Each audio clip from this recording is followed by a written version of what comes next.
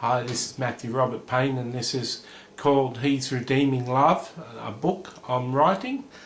This chapter is chapter 41, and it's called Ministering to Prostitutes.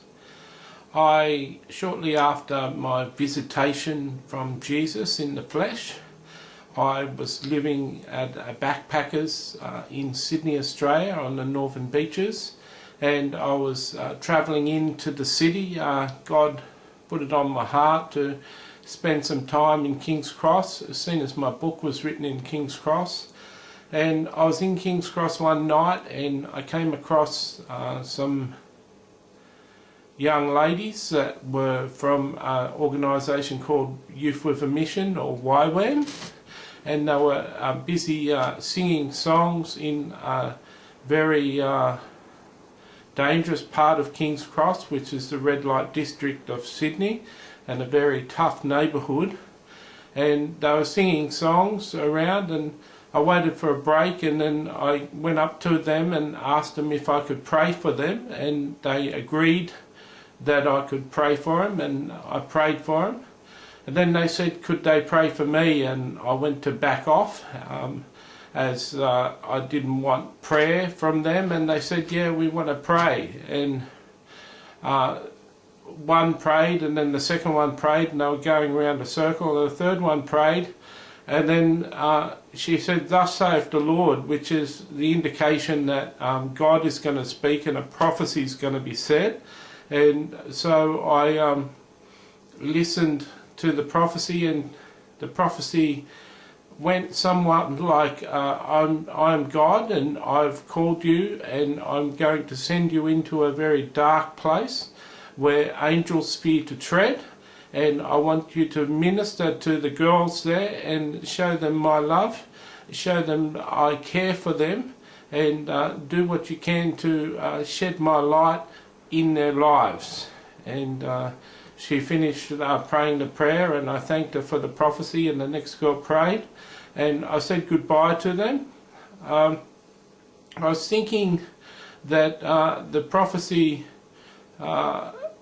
was about me going into one of the strip clubs that were in King's Cross. Early in my testimony in my book, I shared that I used to frequent one of the strip clubs and see prostitutes in the strip club, and used to participate in sex on stage in the strip club. And the specific strip club that I was talking about was still active and still going on, and I felt a calling to not go in there and visit them as a regular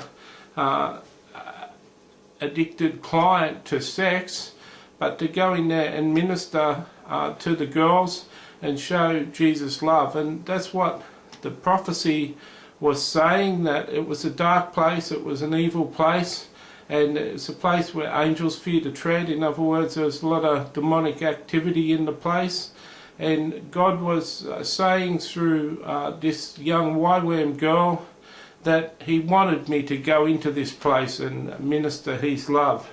I was still living over in the backpackers, and I met a person over there at a bus stop once, and we became friends, and we're travelling through part of Sydney, and we came across a suburb where he said he knows of a church there, and he'd heard of this church that was pretty good there. So we went to this church, and the minister in the church told us both to stand up in the middle of the service, and he did a prophecy over my friend and told my friend to sit down, and then he did a prophecy over me. He said exactly the same thing to me that the YWAM girl said. I'm calling you into a dark place where angels fear to tread, and I want you to minister to the girls there and show them my love, etc. He said word for word what the YWAM girl had said, and here was two strangers totally apart from each other. They didn't know each other, and they'd said exactly the same thing to me. Both of them didn't know me. Both of them felt a compulsion to prophesy over me, and it just confirmed my own feelings that God was with me, that He wanted me to go in and minister to the girls. Now, I don't know how long I tossed the idea around. I know that I moved locations in that time. I had to move out of the backpackers, and I moved into a boarding house that supplied breakfast and dinner. And so what I used to do was stay up all night, go into the strip club at night. I started to go into the strip club and pay to get in, and then one time the bouncers just started letting me in for free each night, and they wondered why I was going in there, and I started to go into the strip club. And at this boarding house I used to serve dinner, and it was a buffet dinner.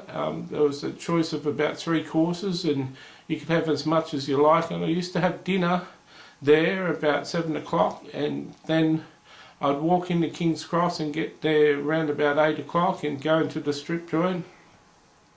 I used to stay in one of the strip joints until about 12 at night, and then go up to another one to relax. And in the other strip joint I used to go in, I used to relax up there and just kick back and listen to the music and watch the dancers or watch the strippers, and just relax and talk to the barman and talk to some of the prostitutes when they came by.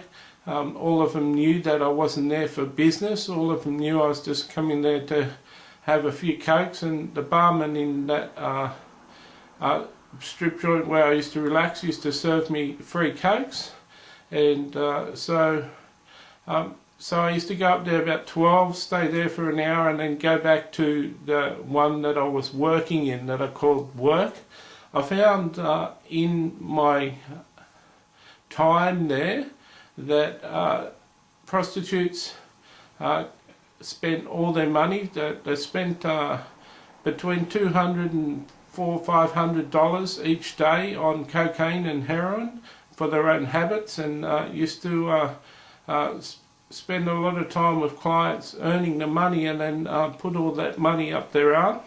And I found that a Mars bar was like giving a prostitute $100 cash. $100 cash would end up being $50 for them and $50 for their bosses. But a Mars bar would be the same in gratitude from a prostitute then giving them $100. And so I used to go and buy chocolates for the prostitutes and just sit down and talk to them when they were sitting around and there was no business for them. I'd sit around and talk to them, and Jesus just wanted me to be real. Each of them found out that I wasn't in the strip club to hire them, and I wasn't particularly interested in watching girls undress, and so they were particularly interested in me because I stood out and I was strange. I went to the strip club 6 nights a week, and so over the course of months they all got to know me, and they all realised that I was a bit different, and they'd ask me outright from time to time, why are you here? And I'd share that Jesus told me to come into the club, and seeing it that he couldn't be there personally himself, he sent me in just to love them and tell them that they're loved and they're accepted by him and he loves them. And sometimes I'd see the prostitutes break down in tears as the message of love touched them. As I bought more and more coffees and chocolates for the prostitutes, some used to beg me and say to me that they couldn't possibly pay me back, and could they do anything for me, and could I come upstairs with them and they show me a good time. They felt indebted to me, like any person, any decent person in the world. When you do them a favour and you keep on doing them a favour, they feel indebted to you. And these girls that were working in this club felt indebted to me, that they owed me something, that I'd given them too much. And So I spent my spare money on chocolates and coffee and just loved on them. It was the perfect job for me because I'd spent many years addicted to prostitutes and talking to them in beds after I'd had sex. And so it was wonderful to sit down with the prostitutes and talk to them. I knew quite a bit about the lives of prostitutes and how they separated their personal life from their business life. I spent time with Chloe. I understood prostitutes more than the average punter would understand them. I had written a book on prostitutes in King's Cross and was fairly knowledgeable about the situation, though I still admit that I was nothing more than a punter. I'd never lived the life of a prostitute, and I certainly wouldn't have the gumption to be able to be practically raped 20 times a night by guys or 10 times a night by guys. I certainly wouldn't have the personal fortitude to handle having sex with so many guys, and so I don't want to dismiss the fact that it wasn't a life that I was living, and it wasn't a life that I fully understood. I think sometimes in the course of this book I've seemed to demean or put down the role of prostitute as though I was some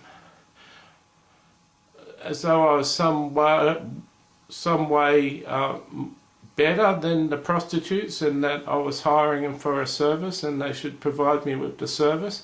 I think that I've overstepped the bounds sometimes in my explaining my dealings with prostitutes, and I want people to fully understand that through spending time with these girls that I come to really love them for who they were and value them as individuals, and I certainly learned to value them as I spent money on them, just giving them things that had no real advantage coming back to me, except for the fact that I was making a powerful witness in their life. I was demonstrating the love of Jesus in their life, and that I think a few of them had never come across it. One of the prostitutes took about 3 or 4 months before she sat down with me.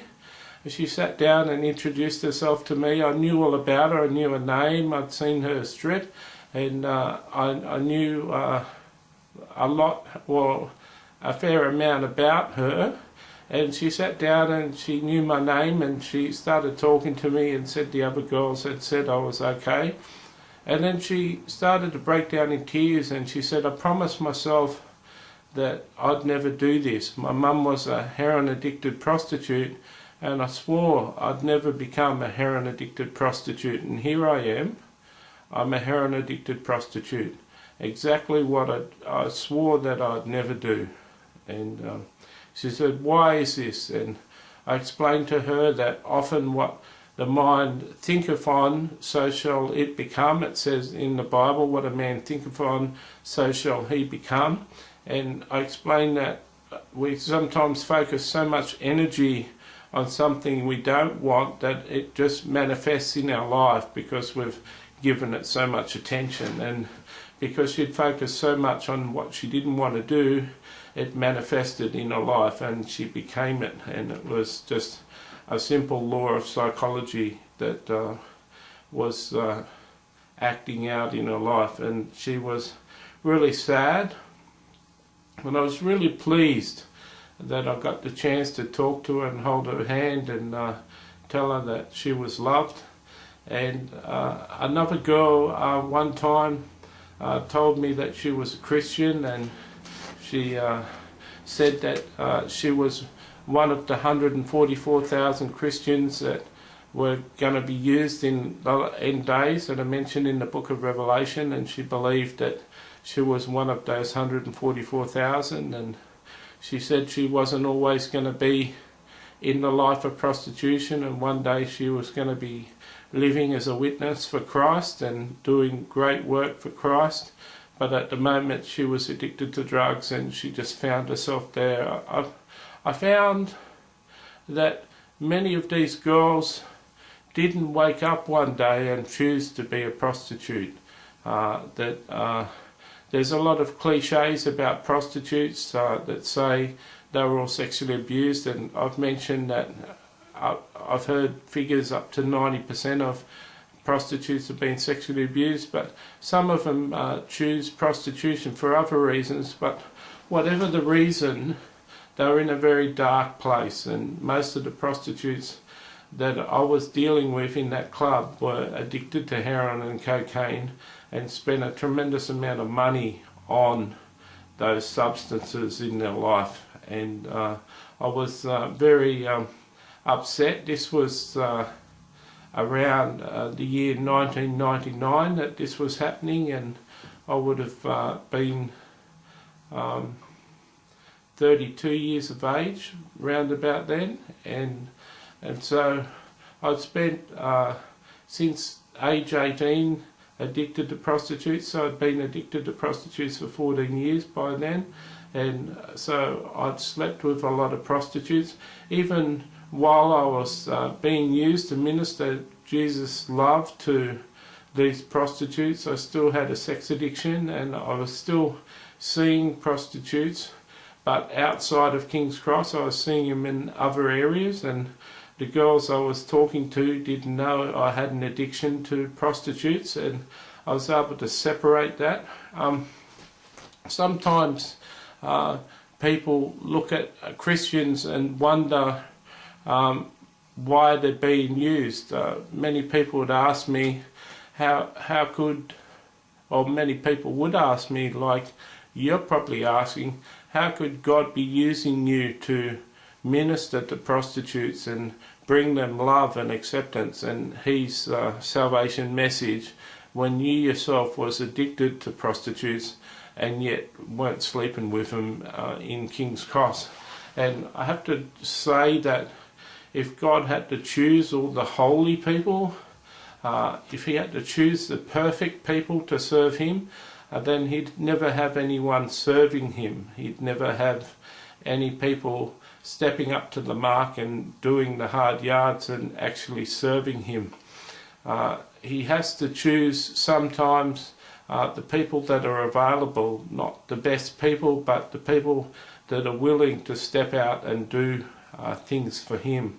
So I had a tremendous time ministering to those girls. It lasted about a year that I was in there in the strip club, and I soon met another lady in another church one time, and she invited me to move out of the boarding house and move in with her. And around the time I moved in with her, she told me that my time in King's Cross had finished and I should bring that to a close, visiting the girls in King's Cross. And so the next chapter we'll talk about living with her.